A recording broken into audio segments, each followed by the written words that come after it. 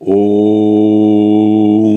स्थापकाय च धर्मस्य सर्वधर्मस्वरूपिणे अवतार वरिष्ठाय रामकृष्णाय ते नमः।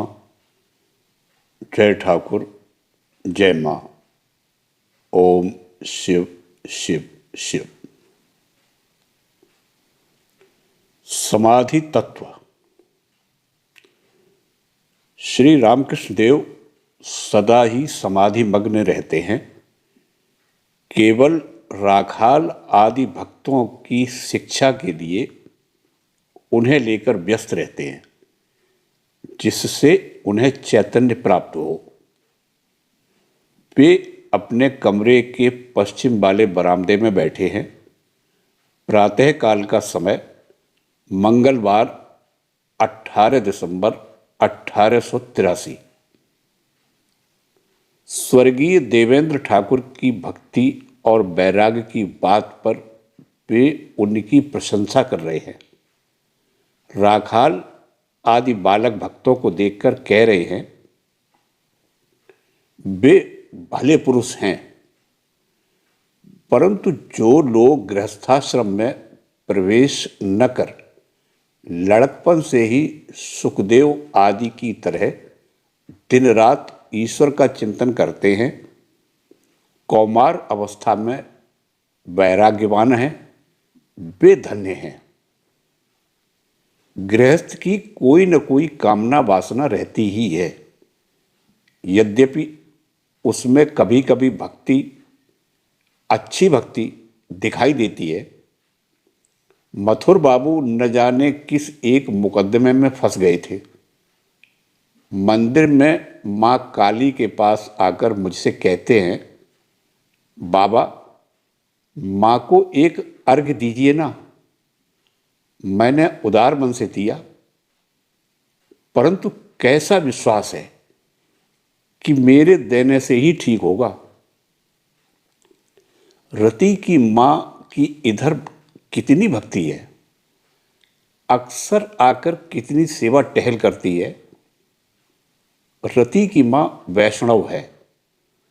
कुछ दिनों के बाद ज्यों ही देखा कि मैं माँ काली का प्रसाद खाता हूँ, त्यों ही उन्होंने आना बंद कर दिया।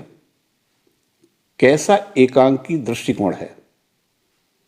लोगों को देखने से पहले पहचाना नहीं जाता। श्री रामकृष्ण देव कमरे के भीतर पूर्व की ओर के दरवाजे के पास बैठे हैं। जाड़े का समय, बदन पर एक ऊनी चादर है। एकाएक सूर्य देखते ही समाधि मग्न हो गए। आंखें स्थिर, बाहर का कुछ भी ज्ञान नहीं। क्या यही गायत्री मंत्र की सार्थकता है? तत्सवितुर्वरेण्यं भर्गो देवस्य धीमहि धियो। बहुत देर बाद समाधि भंग हुई। राखाल, हाजरा, मास्टर आदि पास बैठे हैं। श्री रामकृष्ण देव हाजरा से बोले, समाधि अवस्था की प्रेरणा भाव से ही होती है। शाम बाजार में नटवर गोस्वामी के मकान पर कीर्तन हो रहा था। श्री कृष्ण और गोपियों का दर्शन कर मैं समाधि मग्न हो गया। ऐसा लगा कि मेरा सूक्ष्म शरीर श्री कृष्ण के पैरों के पीछे पीछे जा रहा है। चौड़ा सांकू हरिसभा में उसी प्रकार कीर्तन के समय समाधिस्थ होकर बाह्य ज्ञान शून्य हो गया था। उस दिन देह त्याग की संभावना थी। श्री रामकृष्ण देव स्नान करने गए। स्नान के बाद उसी गोपी प्रेम की ही बात कर रहे हैं। मणि आदि भक्तों से बोले, गोपियों के केवल उस आकर्षण को लेना चाहिए।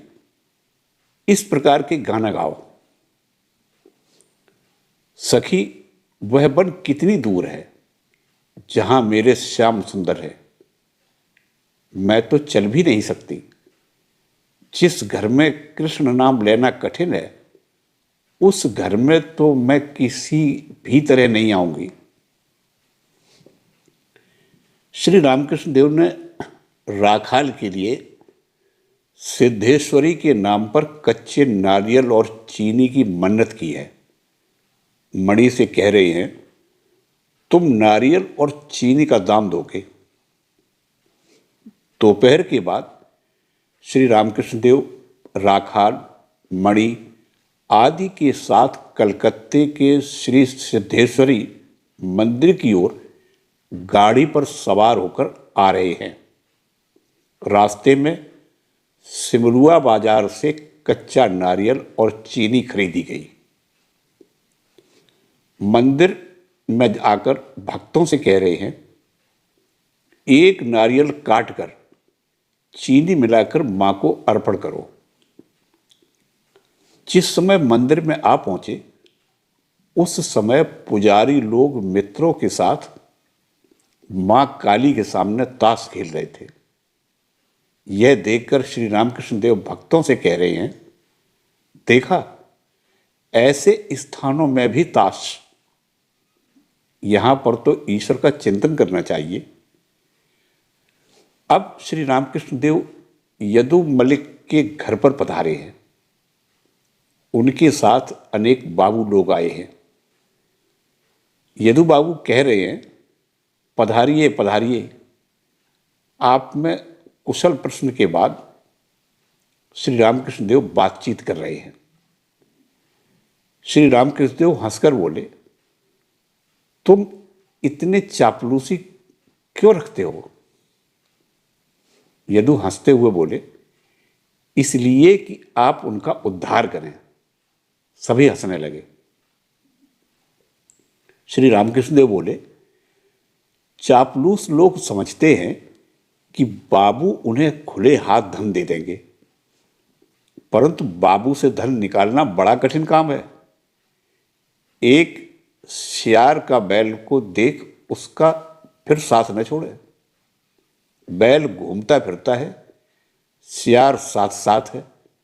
सियार ने समझा कि बैल का जो अंडकोश लटक रहा है वह कभी न कभी तो गिरेगा और उसे वह खाएगा। बैल कभी सोता है तो वह भी उसके पास ही लेटकर सो जाता है, और जब बैल उठकर घूम फिर चरता है तो वह भी साथ साथ रहता है। कितने ही दिन इसी प्रकार बीते, परंतु वह कोष न गिरा। तब सियार निराश होकर चला गया। सब हंसने लगे। इन चापलूसों की ऐसी ही दशा है। यदु बाबू और उनकी मां ने श्री रामकृष्ण देव तथा भक्तों को जलपान कराया। श्री रामकृष्ण देव बेल के पेड़ के पास खड़े हुए मणि से बातचीत कर रहे हैं। दिन के 9 बजे होंगे। आज बुधवार है, 19 दिसंबर, अगहन की कृष्ण पंचमी। इस बेल के पेड़ के नीचे श्री रामकृष्ण देव ने तपस्या की थी। यह स्थान अत्यंत निर्जन है। इसके उत्तर तरफ बारूद खाना और 4 दीवार है। पश्चिम तरफ झाऊ के पेड़ जो हवा के झोंकों से हृदय में उदासीनता भर देने वाली सनसनाहट पैदा करते हैं। आगे है भागीरथी। दक्षिण की ओर पंचवटी दिखाई पड़ रही है। चारों ओर इतने पेड़ पत्ते हैं कि देवालय पूरी तरह से दिखाई नहीं आते हैं। श्री रामकृष्ण देव मणि से बोले, कामिनी कांचन का त्याग किए बिना कुछ होने का नहीं। मणि बोले, क्यों? वशिष्ठ देव ने तो श्री रामचंद्र जी से कहा था, राम, संसार अगर ईश्वर से अलग हो तो संसार का त्याग कर सकते हो। श्री रामकृष्ण देव हंसकर बोले, वह रावण वध के लिए कहा था, इसीलिए राम को संसार में रहना पड़ा और विवाह भी करना पड़ा। मणि काठ की मूर्ति की तरह चुपचाप खड़े रहे। श्री रामकृष्ण देव यह कहकर अपने कमरे में लौट जाने के लिए पंचवटी की ओर जाने लगे। पंचवटी के नीचे आप मणि से फिर वार्तालाप करने लगे। 10 बजे का समय होगा। मणि बोले, अच्छा, क्या निराकार की साधना नहीं होती? श्री रामकृष्ण देव बोले, होती क्यों नहीं? वह रास्ता बड़ा कठिन है। पहले के ऋषि कठिन तपस्या करके तब कहीं उनका अनुभव मात्र कर पाते थे। ऋषियों को कितनी मेहनत करनी पड़ती थी। अपनी कुटिया से सुबह को निकल जाते थे, दिन भर तपस्या के करके संध्या के बाद लौटते थे, तब आकर कुछ फलमूल खाते थे। इस साधना में विषय बुद्धि का लेश मात्र रहते सफलता नहीं होगी। रूप, रस, गंध, स्पर्श, ये सब विषय मन से जब बिल्कुल निकल जाए तब मन शुद्ध होता है। वह शुद्ध मन जो कुछ है, शुद्ध आत्मा भी वही चीज है। मन में कामिनी कांचन जब बिल्कुल न रह जाए तब एक और अवस्था होती है। ईश्वर ही करता है, मैं अकर्ता हूं, मेरे बिना काम नहीं चल सकता। ऐसे भाव जब बिल्कुल नष्ट हो जाए, सुख में भी और दुख में भी। किसी मठ के साधु को दुष्टों ने मारा था। मार खाने से बेहोश हो गया। चेतना आने पर जब उससे पूछा गया, तुम्हें कौन दूध पिला रहा था? तब उसने कहा था, जिन्होंने मुझे मारा वही मुझे अब दूध पिला रहे हैं। मणि बोले, जी हां, जानता हूं। श्री रामकृष्ण देव बोले, नहीं, सिर्फ जानने से ही नहीं होगा, धारणा भी होनी चाहिए। एक बार विषय बुद्धि का त्याग होने पर स्थित समाधि हो जाती है। मेरी देह स्थित समाधि में छूट सकती है, परंतु मुझ में भक्ति और भक्तों के साथ कुछ रहने की वासना है, इसीलिए देह पर भी कुछ दृष्टि है। एक और है उन्मना समाधि। फैले हुए मन को एकाएक समेट लेना, यह तुम समझे? मणि बोले, जी हां। श्री रामकृष्ण देव बोले, फैले हुए मन को एकाएक समेट लेना, यह समाधि देर तक नहीं रहती। विषय वासनाएं आकर समाधि भंग कर देती हैं। योगी योग भ्रष्ट हो जाता है। उस देश में दीवार के भीतर एक बिल में न्योला रहता है। बिल में जब रहता है खूब आराम से रहता है। कोई कोई उसकी पूंछ में कंकड़ बांध देते हैं, तब कंकड़ के कारण बिल से निकल पड़ता है। जब जब वह बिल के भीतर आकर आराम से बैठने की चेष्टा करता है, तब तब कंकड़ के प्रभाव से बिल से निकल आना पड़ता है। विषय वासना भी ऐसी ही है, योगी को योग भ्रष्ट कर देती है। विषयी मनुष्यों को कभी कभी समाधि की अवस्था होती है। सूर्योदय के समय होने पर कमल खिल जाता है, परंतु सूर्य मेघों के ढक जाने पर वह फिर मुड़ जाता है। विषय मेघ हैं। मणि बोले, साधना करने पर क्या ज्ञान और भक्ति दोनों ही नहीं हो सकते? श्री रामकृष्ण देव बोले, भक्ति लेकर रहने पर दोनों ही होते हैं। जरूरत होने पर वही ब्रह्म ज्ञान देते हैं। खूब ऊंचा आधार हुआ तो एक साथ दोनों हो सकते हैं। हां, ईश्वर कोटियों का होता है, जैसे चैतन्य देव का। जीव कोटियों की बात अलग है। आलोक 5 प्रकार के हैं। दीपक का प्रकाश, भिन्न भिन्न प्रकार की अग्नि का प्रकाश, चंद्रमा का प्रकाश, सूर्य का प्रकाश तथा चंद्र और सूर्य का सम्मिलित प्रकाश। भक्ति है चंद्रमा और ज्ञान है सूर्य। कभी कभी आकाश से सूर्यास्त होने से पहले ही चंद्र का उदय हो जाता है। अवतार आदि में भक्त रूपी चंद्रमा तथा ज्ञान रूपी सूर्य एकाधार में देखे जाते हैं। क्या इच्छा करने से ही सभी को एक ही समय ज्ञान और भक्ति दोनों प्राप्त होते हैं? और आधारों की भी विशेषता होती है। कोई बांस अधिक पोला रहता है और कोई कम पोला।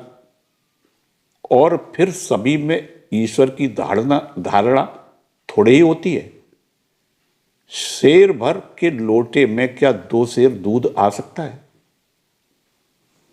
मणि बोले, क्यों? उनकी कृपा से यदि वे कृपा करें तब तो सुई के बीच में से ऊंट भी पार हो सकता है। श्री रामकृष्ण देव बोले, परंतु कृपा क्या यूं ही होती है? भिखारी यदि 1 पैसा मांगे तो दिया जा सकता है, परंतु एकदम यदि रेल का सारा भाड़ा मांग बैठे तो? मणि चुपचाप खड़े हैं। श्री रामकृष्ण देव भी चुप हैं। एकाएक बोल उठे, हां, अवश्य किसी किसी पर उनकी कृपा होने से हो सकता है। दोनों बातें हो सकती हैं, सब कुछ हो सकता है। प्रणाम करके मणि बेलतला की ओर जा रहे हैं। बेलतला से लौटने में दोपहर हो गया। विलंब देखकर श्री रामकृष्ण देव बेलतला की ओर आ रहे हैं। मणि दरी, आसन, जल का लोटा लेकर लौट रहे हैं।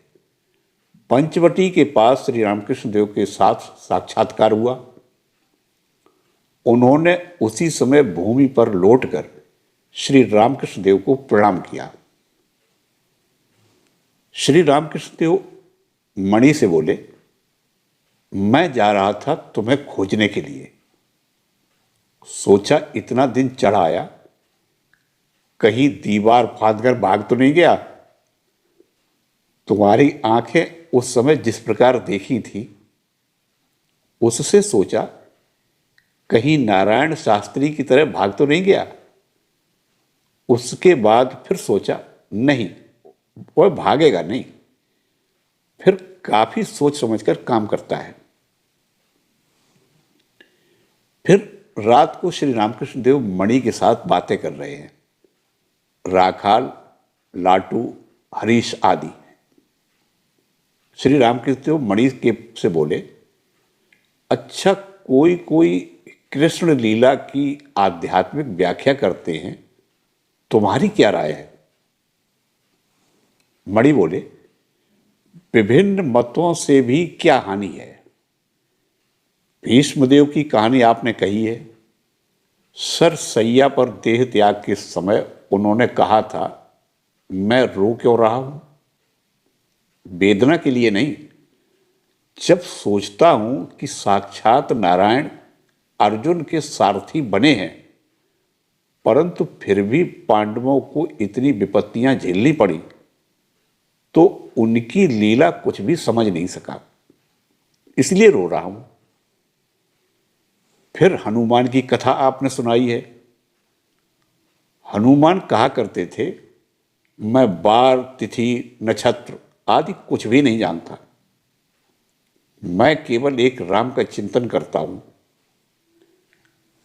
आपने तो कहा है कि 2 चीजों के अतिरिक्त और कुछ भी नहीं है। ब्रह्म और शक्ति। और आपने यह भी कहा है